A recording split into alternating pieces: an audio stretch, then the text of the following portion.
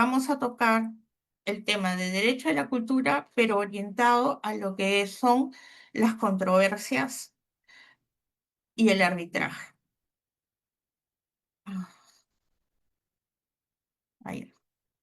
Entonces, habiendo hecho esa distinción, vamos a ir a reflexionar en que la cultura no es un adorno, sino también es un sector conflictivo. Tiene sus propios mercados y sus modelos de negocio. La cultura no es un sector marginal, parece, sí, parece una cosa pequeña, parece una cosa propia de entretenerse, pero no lo es.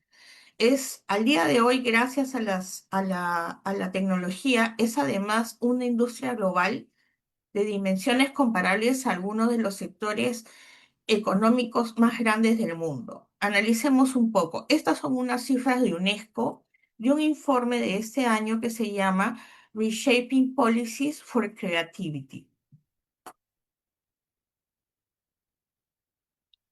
La cultura como sector representa el 3,1% del Producto Bruto Interno Mundial, el 6,2% del empleo mundial y representa 254 mil millones de dólares en comercio internacional por bienes culturales. Y también es uno de los sectores de mayor crecimiento a nivel global. Comparemos con otros sectores.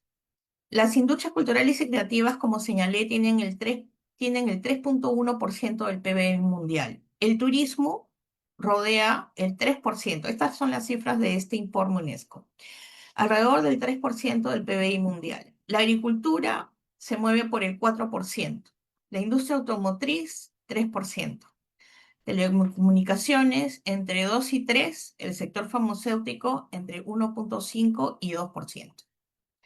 Entonces, cuando hablamos del mercado cultural, estamos hablando de un sector que mueve mucho dinero y donde hay, como en todo negocio, contratos, hay proveedores, hay clientes y controversias.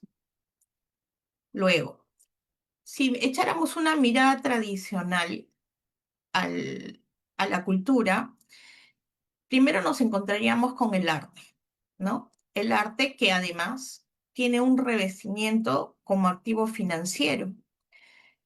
En el ámbito del mercado del arte, por ejemplo, el Art and Finance Report de la firma Deloitte señala que el arte supera los 60 mil millones de dólares anuales con creciente participación de inversores y entidades financieras. Existe, sí, un reconocimiento del arte como viable financial asset. Entonces, el arte deja de ser un bien cultural y pasa también a ser un activo patrimonial que es invertible y gestionable. Este reporte que les menciono reúne, evalúa cada 2 años cómo se mueve el arte y cómo las empresas adquieren arte como activos financieros, como medios de cambio. Esa adquisición de arte tiene contratos muy específicos, con condiciones muy específicas y también tienen consecuencias que no se dan en otro tipo de bienes, ¿no? Que no revisten, no es igual la adquisición de una obra de arte, por ejemplo, que una maquinaria o equipo. Siempre habrá eh, distinciones en los contratos debido a la calidad de los bienes, ¿no? En este caso, obras artísticas. Este informe que menciono, que es de libre, de acceso libre, menciona cómo las grandes firmas que mueven muchos capitales tienen entre sus activos mucho arte de coleccionismo. Luego, esta consideración de arte como activo financiero eh, nos muestra que el arte es simultáneamente, así como dijimos, un activo financiero, un bien cultural, un objeto de inversión, es patrimonio. Y esto explica que en ello coexistan, por ejemplo, varias ramas del derecho: derecho civil, propiedad, contratos, derecho financiero, activos, inversión, derecho tributario, herencias, planificación, herencias porque el arte también se adquiere por herencia, ¿no? Es un bien. Planificación porque hay gente que adquiere determinada obra, la mantiene por unos años y luego la comercia. Y derecho cultural como tal, que es el patrimonio y valor simbólico que tiene. En este caso, eh, ya que estamos haciendo referencia al patrimonio, solo haré una breve referencia que es también materia del derecho de la cultura, el patrimonio cultural, pero en este caso no lo voy a desarrollar porque el patrimonio cultural obedece al orden público y no podría ser materia, perdón, no podría ser materia de arbitraje, pero sí lo menciono porque sí es parte del derecho de la cultura. Entonces, hemos visto el arte como activo financiero. Estos son los volúmenes de dinero que se mueve con respecto al arte en el mundo, ¿no? En el hemisferio norte, Norteamérica tiene un volumen alucinante de movimiento de arte, que es 1.481 billones de dólares. Y claro, en Latinoamérica tenemos un espectro mucho más pequeño, pero son 140 billones de dólares los que se mueven. Esa es también parte de la información de este informe que acabo de mencionar. Siguiendo con una mirada tradicional de lo que es eh, las industrias culturales y creativas, podemos tener, por ejemplo, lo que es un concierto, ¿no?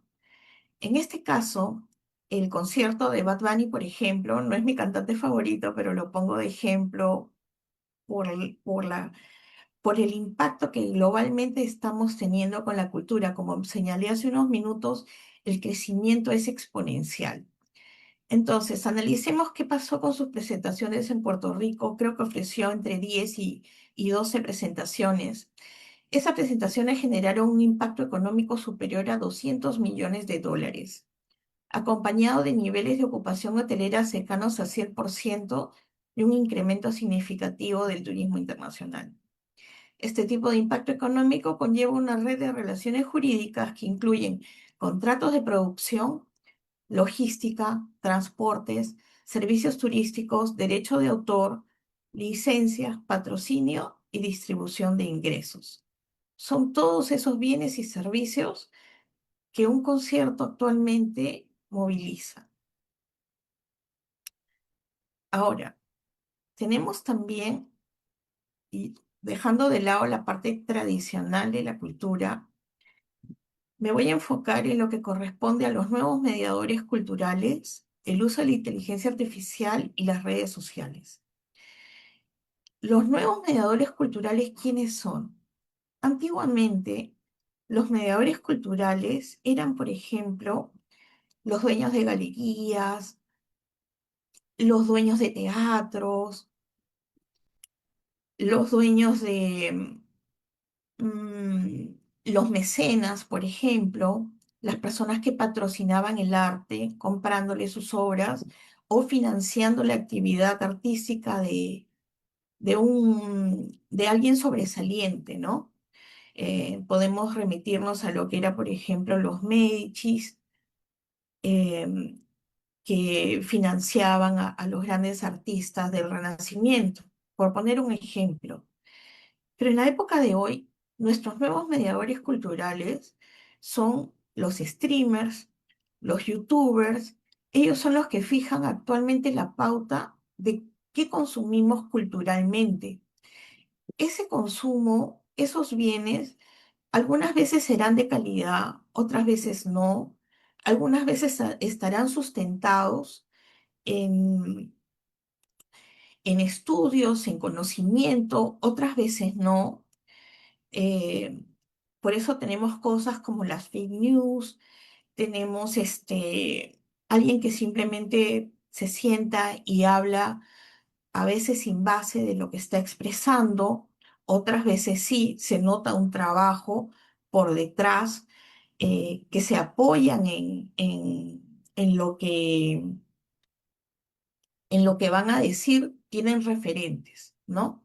Entonces, estamos también viviendo un momento muy complejo para las industrias culturales y creativas por la convergencia de estos elementos. Esa convergencia nos lleva a pensar que si una obra, llámese, eh, una pieza de arte, ¿no? O algo que esté relacionado, cualquier bien que esté relacionado a lo que son industrias creativas, ¿no? Las industrias creativas son aquellas en las cuales un creador pone todo su potencial y crea algo nuevo. ¿Qué puede crear? Puede crear un diseño, algo de diseño gráfico, por ejemplo, las marcas que tienen diseños muy claros, ¿no? Marcas que tenemos presentes en nuestras vidas, como Coca-Cola, como, no sé, Benetton, marcas que han acompañado por muchos años, o marcas nuevas también, ¿no? Como es el caso, por ejemplo, de esta ropa Supreme. Todas esas obras, eh, anteriormente se tenía un concepto más claro de quién las producía, ¿no? Un autor, un diseñador. También podemos hablar de una obra literaria, podemos hablar de una ópera moderna, podemos hablar de una canción.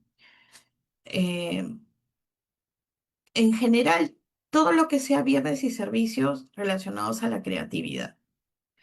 Entonces, al día de hoy, nos surgen preguntas de que si una obra surge a partir de prompts e instrucciones humanas, ¿quién es su autor? En cuanto al usuario, ¿la empresa que desarrolló la herramienta es el autor? ¿Son ambos o nadie? ¿Quién es usuario? ¿Quién es autor? También tenemos qué ocurre con el derecho a la imagen de las personas cuando sus rostros, voces o gestos pueden ser recreados digitalmente. Cuando una creación realizada con inteligencia artificial puede considerarse una obra protegible. ¿Cuáles son esos elementos que harán que esa obra creada por inteligencia artificial, cuáles elementos nos ayudarán a decir, esta obra es protegible? ¿Los estilos artísticos además están protegidos o pueden ser utilizados libremente para entrenar y generar contenidos? Tenemos un estilo de música, ¿no? Tenemos estilos de música, estilos de pintura muy, muy conocidos. Por ejemplo, tenemos a esta productora Ghibli, ¿no? El año pasado se puso muy en tendencia a tomar toda foto y construirla al estilo Ghibli. Los que, Debo decir que los que apreciábamos ese estilo, daba un poco de pena pensar que su autor o el dueño de ese estilo de producción no recibiría nada por su creación y simplemente se produjo y se produjo en masa, ¿no? Entonces hay muchos conceptos por redefinir en cómo se hace empleo de los bienes culturales a disposición y quiénes son los verdaderos usuarios de la misma. Acá tenemos una pequeña referencia acerca de quién es el autor de una imagen generada por inteligencia artificial. Tenemos los artistas cuyas obras entrenan el modelo, tenemos el usuario que escribió el prompt y a la empresa que desarrolló la inteligencia artificial que da origen a esta nueva obra. Acá, por ejemplo, tenemos al hombre araña por triplicado, con distintos colores y en una situación que no fue creada por su autor original, sino que ha sido adaptada en favor de la explicación que hoy día tenemos. vamos al tema que es principal para nosotros. Hemos tenido que hacer esta introducción primero. Entonces pensemos en dónde surgen las controversias culturales. Las controversias culturales surgen, por ejemplo, en estas industrias culturales que hemos ido mencionando, por ejemplo, en una producción audiovisual, ¿no? Contratos relacionados con cine, con, con lo que es arte, teatro, ¿no? En su versión más estándar, más tradicional. Eh, Se puede encargar también la producción de un video musical, la filmación de un concierto como el que acabamos de ver, y esos contratos eh, están relacionados con toda esa producción y con partes interesadas en que la producción a su vez se haga pública, ¿no? Tenemos el manejo de colecciones de artes privadas que acabamos de ver. Tenemos contratos de compraventa, como la consignación de piezas artísticas. Ahí también entran las galerías de arte y también se incluye a las obras digitales, ¿no? Que ahora tú puedes encontrar catálogos de fotografías e imágenes a disposición, algunas libres, otras con costo, libres con permiso, ¿no? Del creador y otras con un costo. También volvemos al tema del patrimonio cultural, pero como les dije anteriormente, el patrimonio cultural forma parte del ordenamiento en lo que es derecho público, pero las obras de infraestructura también requieren permisos relacionados con el patrimonio cultural, ¿no? Hay contratos en los que es obligatorio que, por ejemplo, el constructor obtenga todos los permisos relacionados al patrimonio cultural en el sentido de que establece el Ministerio de Cultura, está establecido por las normas relacionadas con cultura, que para intervenir en un lugar, primero hay que hacer un certificado de inexistencia de restos arqueológicos, verificar si en el terreno donde se va a construir hay algún tipo de bien arqueológico y realizar la acción regulada por norma que se disponga. O se realiza un rescate, que es investigar, ¿no? Traer arqueólogos, que son los que tienen que hacer el trabajo, delimitar la zona, que estén los arqueólogos ahí, limpien, ¿no? Descubran lo que hay y cataloguen. Y ahí se dispone si el bien cultural se puede quedar o si va a ser necesario realizar lo que se llama rescate, que en sí es sacar los bienes, catalogarlos y preservarlos. Hay muchos proyectos que luego de realizar este rescate, montan, las empresas mismas contribuyen, porque es un modo de aportar a la comunidad en la cual están trabajando, en donde se ha desarrollado la obra. Es una manera de también participar de la comunidad poniendo unos museos de sitio, ¿no? Donde la empresa eh, pone a disposición de la comunidad que puedan visitar estos museos de sitio.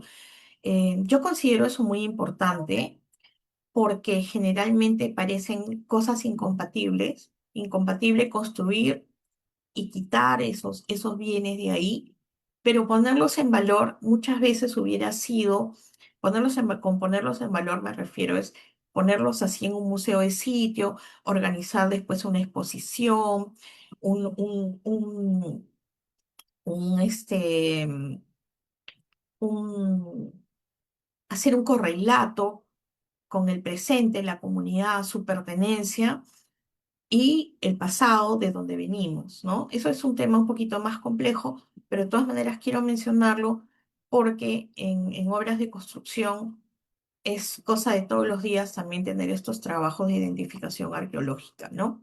Inclusive, según tengo conocimiento, al día de hoy, por ejemplo, hay un arbitraje relacionado con la construcción proyectada de lo que era el Museo de la Nación en Pachacamac, y justo se han presentado unos problemas ¿Por qué? Porque no se hizo la debida identificación arqueológica y el museo, lo que es la obra, descansa sobre el sitio arqueológico de Pachacamac, donde no se habría hecho una buena prospección, una buena evaluación arqueológica y las obras se han detenido y hoy es materia de arbitraje.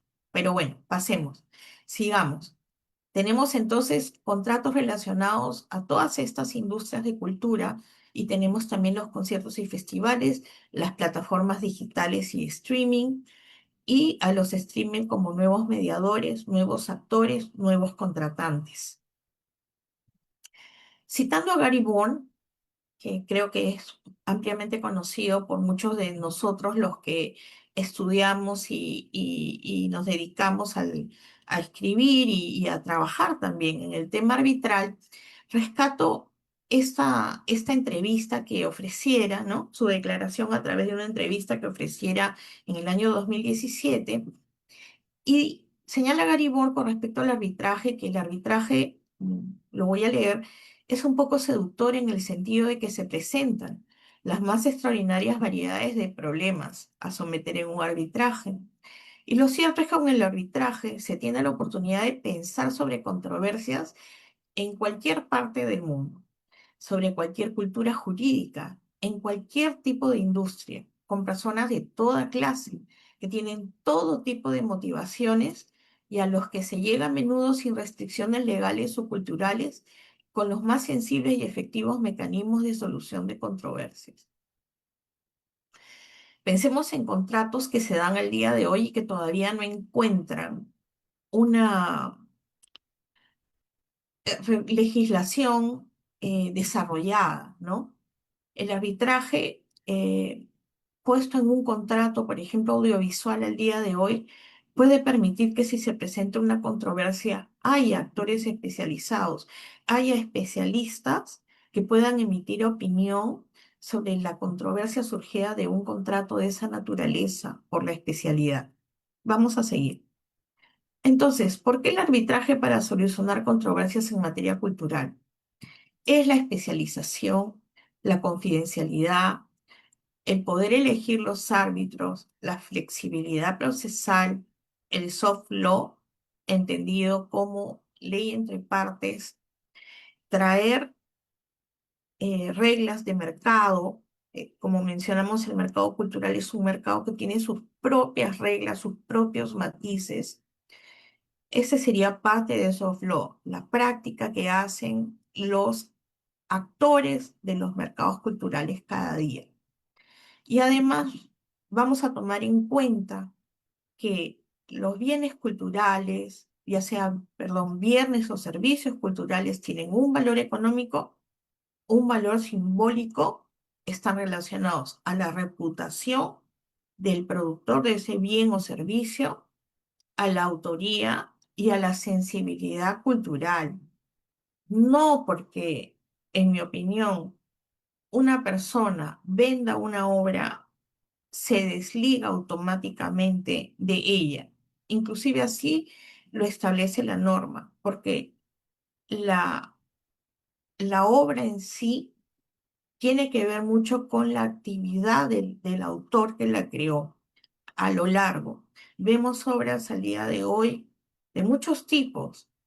Vemos obras de diseño, de arquitectura. El que lo plasmó así lo dejó para que así fuera y eso tiene una connotación. No voy a ahondar tampoco en ese tema, sería materia de una charla completa, pero vamos a avanzar. Entonces, especialización en arbitraje cultural como mecanismo de resolución de controversia que incorpora la dimensión económica y cultural de los bienes y servicios relacionados con las actividades culturales. ¿Cuáles son los desafíos? La arbitrabilidad en sí, que efectivamente estos temas se sometan a arbitraje, que hayan estos contratos relacionados a la actividad cultural, una cláusula arbitral que disponga con antelación que de sustentarse cualquier controversia se convocará arbitraje. Los derechos morales, sí, efectivamente, los derechos morales pertenecen al orden público y no pueden ser eh, transferidos económicamente, siempre pertenecerán al autor, pero no es este el concepto bajo el cual se trabaja arbitraje en derecho de la cultura, sino solo de aquellos que han sido materia de contrato, ¿sí? Y tenemos asimetrías en el mercado propios de la distorsión de cualquier tipo de mercado en el que se realiza una actividad. Y también vamos a tener que efectivamente va a haber pruebas técnicas necesarias para probar en arbitraje si corresponde o no el derecho a alguien. En ese sentido me refiero a que vamos a tener que tener un especialista, un tasador, un especialista técnico o un especialista en inteligencia artificial, o vamos a tener que citar también a peritos, como es también en muchas otras especialidades del arbitraje. Hay peritos de arte, hay peritos que pueden cuantificar también cuánto o no costaba un bien o servicio asociado a una actividad cultural, ¿no? Si puso, por ejemplo, tú armas una muestra, ¿no? De arte con pinturas de mucho valor, ¿no? Por ejemplo, es propietaria, una familia, por ejemplo, en el Perú hay muchas empresas mineras que son propietarias de arte como activo financiero que acabamos de mencionar, ¿no? Compran y venden arte también. Entonces, ese contrato, por ejemplo, esa minera, por ejemplo, es dueña de unas obras de arte o dueña de un catálogo, ¿no? Catálogo se le llama cuando tienes todas las obras reunidas y se les encarga a una empresa administradora para que haga una, por ejemplo, en todo el Perú, haga una gira, ¿no? Con esas muestras, porque tiene esa preocupación, tiene mucho arte peruano, por ejemplo. Ahorita tenemos, por ejemplo, la muestra de Martín Chambi en el Centro Cultural del Ministerio de Relaciones Exteriores, perdón. Y una muestra así, por ejemplo, requiere un contrato, porque uno, hay que cuidar las obras. Segundo, esas obras tienen cierto nivel, entonces deben ser mostradas haciendo uso de ciertos recursos para que la obra sea mostrada efectivamente al nivel que corresponde, con la, podríamos decirle, con la dignidad y aprecio que corresponde, ¿no? Entonces, debe haber una logística, debe haber un sitio idóneo, debe haber una. Cuando se trata de obras también a veces invaluables son la conservación, hay hasta temperatura en la que se debe conservar estas obras, quién las lleva, no las puede llevar cualquiera, tiene que ser un operador de logística especializado o que se haya observado que tiene que tener todo el cuidado, así también una instalación audiovisual. Puedo recordar lo que es, por ejemplo, Van Gogh inmersivo que se realizó hace un par de años, me parece, en Lima, ¿no? Eso tiene un estándar, tiene una calidad, y si el que trae acá Van Gogh inmersivo no ofrece el estándar que eso necesitaba, lo presenta a un nivel más bajo, es un demérito para la creación audiovisual. Si alguien participó, pudo asistir, claro, el banco inmersivo son luces, es un espacio, tiene que ser cierto, cierto tamaño de lugar, y si no reunió todo eso, es un negocio que no salió bien. Y si no salió bien, la gente no fue. Y si no fue, no hubo ganancia, ¿no? Entonces, ese es uno del tipo de negocio de los que podríamos estar hablando. Y si en ese contrato se pactó un arbitraje, se necesitará, por ejemplo, la presencia de un perito, especialista en logística o especialista en recintos de esta naturaleza, que diga, no fue el recinto ideal que se pidió, que se estableció, no fue la calidad de iluminación y todo lo que hizo que fracasara el negocio como tal, ¿no? Que en sí está medido, pues, en este caso, por audiencia, por la cantidad de gente que acude. Entonces, la propuesta del arbitraje en cultura es tener operadores arbitrales con enfoque jurídico que comprendan las normas, qué es un contrato, qué son las obligaciones, qué es renta, qué es incumplimiento, qué es notificación de incumplimiento, requerimiento de cumplimiento, pero también con conocimiento económico de actores y mercado cultural. Por ello, el arbitraje puede ser una vía eficaz de resolución de controversias si se entiende que la cultura no es un adorno, sino un sector económico, jurídico y simbólico, que puede ser también problemático. El arbitraje cultural como tal ya existe, pero está disperso. ¿Cómo está disperso? En los Países Bajos contamos con una Corte de Arbitraje de Arte. Es la Court of Arbitration of Art, la CAFA, por sus siglas en inglés. El ICC tiene también casos en los que lleva incumplimientos de contratos de coproducción audiovisual. Por ejemplo, esto que acabamos de mencionar de la exposición inversiva de Van Gogh. Y disputas sobre distribución de contenidos, ¿no? En el sentido de que, por ejemplo, no sé, una productora vende una novela, una serie para que se distribuya en un país por determinado tiempo y esa productora incumple el plazo y o lo revende o lo pasa a otras distribuidoras menores de ella misma y el uso se vuelve indiscriminado, ¿no? A eso me refiero.